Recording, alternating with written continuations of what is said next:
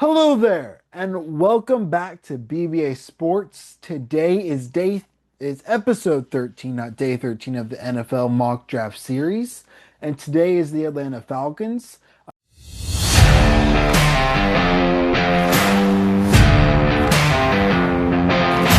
I apologize for the several few late episodes.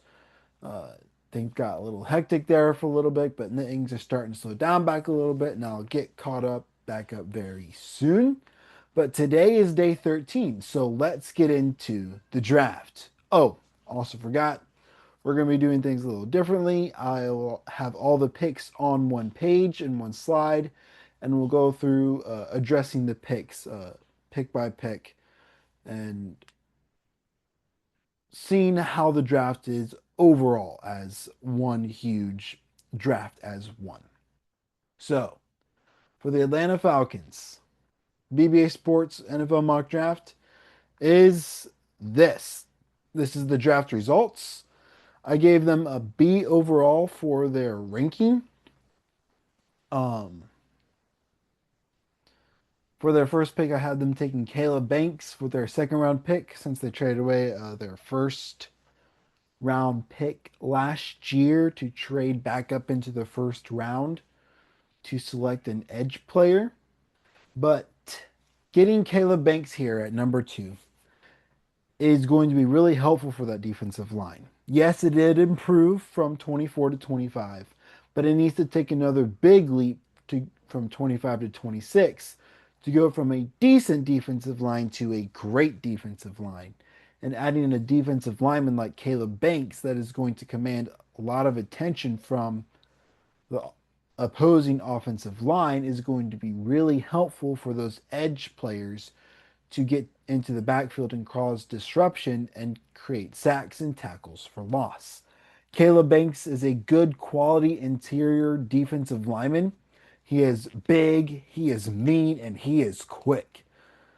He does have room to grow from going a good player to a dependable player. And he was injured most of last year, but with the tape that he put on in 24 and the little bit of that he did in 25, he commands this high of a draft pick with getting injured. Caleb Banks is a very special player, and having him onto the Atlanta Falcons defensive line is going to be great moving forward. Their next pick what comes from the third round, 79th overall, wide receiver Bryce Lance. He is a great wide receiver, although he does come from the FBS, so it's not the high quality competition that he would be going up against, like teams in Alabama or Georgia or Miami or Ohio State or Michigan. He was going against some of the lower level tier, but he still had great production. He had two 1,000 receiving seasons, one right after another in both 24 and 25. He has great athleticism. He ran a 4.34. He's 6'3", 204 pounds. He is just a good all around wide receiver. And I have him coming into being a shaky starter who could go into a dependable starter into the future, but that's a we'll see kind of thing. But the Atlanta Falcons have a really good skill group around their quarterbacks, whether it's going to be Michael Penix or Tua Tagovailoa. They have Drake London, a really good wide receiver. Bijan Robinson, a really good running back. Brian Robinson, a good backup running back. They have Kyle Pitts, a great tight end. But they need that second receiver to create to stretch the field more and to create more targets for the quarterbacks to have a good and functional offense. The next pick is comes from the fourth round, 122nd overall. The corner, Devin Marshall.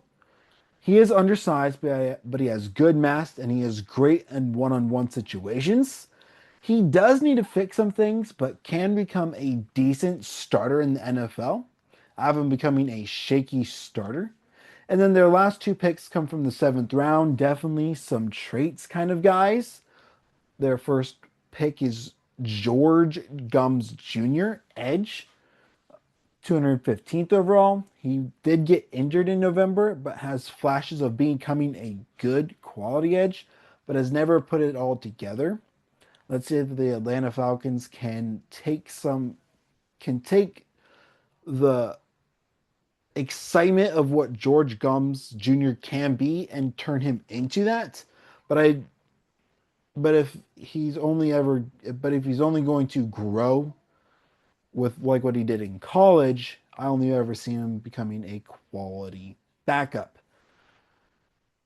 Then the final pick, 231st overall, offensive guard Armaj Reed Adams. He is good at blocking on the line of scrimmage. He's not good at blocking in space. He's a little shaky at pass protection, but he's a really good run blocker and can provide some good quality backup offensive guard play for the Atlanta Falcons. That was the draft of episode 13. Come back tomorrow for episode 14. Thank you for watching. We're going to be doing 2 episodes at a day now till we get all caught back up. Thank you for watching. If you can please like and subscribe to this channel, that would be really great. Thank you for everything. Peace.